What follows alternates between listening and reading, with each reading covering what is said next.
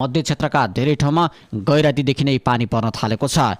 यसको प्रभावले पर्सि शनिबारसम्म कोशी, मधेस, बागमती, गण्डकी र लुम्बिनी प्रदेशको मौसम प्रभावित हुने मौसम पूर्वानुमान महाशाखाले बताएको छ। महाशाखाका अनुसार आज कोशी, मधेस, बागमती प्रदेशका केही ठाउँ तथा गण्डकी र लुम्बिनीका पहाडी र हिमाली भूभागका केही ठाउँमा मध्यम वर्षाको सम्भावना छ। कर्णाली र सुदूरपश्चिम प्रदेशका थोरै ठाउँमा हल्का वर्षाको सम्भावना रहेको छ। देशका उच्च पहाडी तथा हिमाली भूभागका केही ठाउँहरूमा मध्यम हिमपातको सम्भावना रहेको जल तथा पूर्वानुमान महाशाखाले बताएको छ। यसैगरी राति भने कोशी, मधेस र बागमती प्रदेशका धेरै ठाउँहरू तथा गण्डकी र लुम्बिनी प्रदेशका थोरै ठाउँमा मध्यम र बाँकी पहाडी भूभागका थोरै ठाउँमा हल्का वर्षाको सम्भावना छ।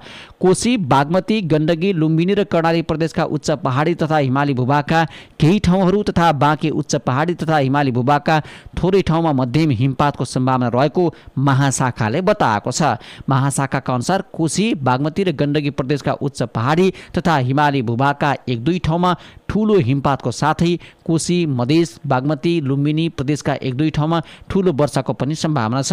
पर्सि शनिबारसम्म नै वर्षा र हिमपात हुने तथा यसबाट दैनिक जनजीवन, कृषि, पर्यटन क्षेत्रमा समेत असर पर्न सक्ने भएकाले आवश्यक सतर्कता अपनाउन महाशाखाले अनुरोध गरेको छ। महाशाखाले कोशी, मधेस र बागमतीका सबै जिल्लाहरू तथा दाङ, कपिलवस्तु, रूपन्देही, पूर्वी र पश्चिम नवलपरासी, मुस्ताङ, मनाङ र गोर्खा जिल्लामा बढी सतर्कता अपनाउन भनेको छ। उसो त बङ्गालको खाडीबाट विकसित चक्रवात मोन्थाको प्रभावले आज 4 प्रदेशमा धेरै असर गर्ने बताइएको छ। उच्च पहाडी तथा हिमाली भूभागमा मध्यम र केही स्थानमा भारी वर्षाको समेत सम्भावना छ। विशेष गरेर कोशी, मधेस, बागमती र गण्डकी प्रदेशमा यसको प्रभाव कायम रहने भएकाले त्यस क्षेत्रका नागरिकलाई आवश्यक सतर्कता अपनाउन महाशाखाले अपिल समेत गरेको छ। बङ्गालको खाडीमा विकसित भएको मोन्था चक्रवातको प्रभाव नेपालमा मौसमी प्रणालीमा पर्न हिजो रातिबाटै थालिसकेको छ।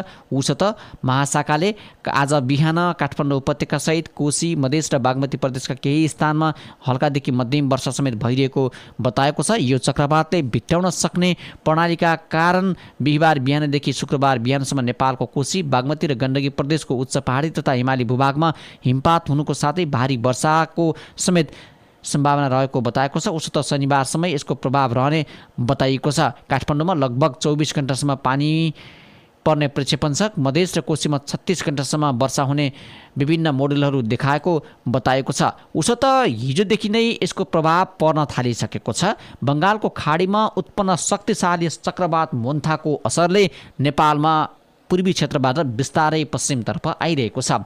अरेबियन सागरमा उत्पन्न यस चक्रवातले नेपालको हिमालमा